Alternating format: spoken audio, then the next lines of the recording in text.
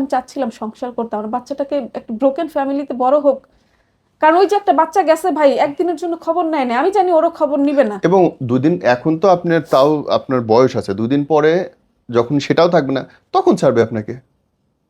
অথবা আপনি পারবেন না, আপনি চলে আসবেন, যা আর কত। অথবা আপনি মাইনে নেবেন, ঠিক আছে আপনি এই রুমে আছেন, ওই রুমে আরেকটা মেয়ে নিয়ে ডেট করে চলে যাচ্ছে, এই তো হবে।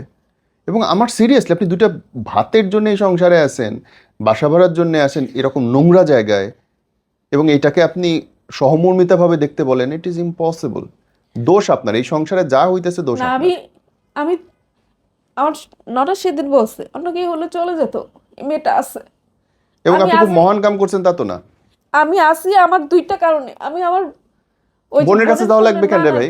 আমার মানুষ তো বাবা গার্মেন্টসে গিয়েও কাম করে খাইতেছে। আমি সংসার ভাঙার বিপক্ষে, কিন্তু এই জায়গাটায় সংসার থাকাটাই হচ্ছে অন্যায়, কারণ আপনি তাকে নোংরা হইতে সহায়তা করতেছেন। আপনি কি মনে করেন আমি চলে গেলেও ভালো হবে? তাতে আমি তো তো চলে আপনার কিছু গেলাম, যায় আমি আসে না, অশান্তি থেকে। তাতে তো আপনার কিছু যায় আসে না। তার কিছু হবে না। ওর যা ইচ্ছা হোক, বাট থিম ইজ ইউ।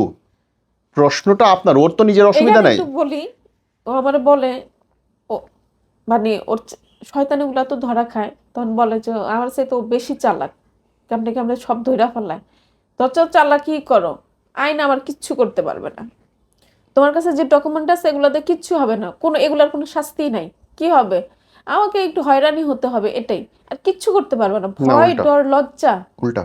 কিচ্ছু নাই। বাংলাদেশে পুরুষের জন্য কোনো আইন নেই, আপনি কেস করলে আপনার হাজবেন্ড 7 বছর ন্যূনতম জেলে যাইতে বাধ্য।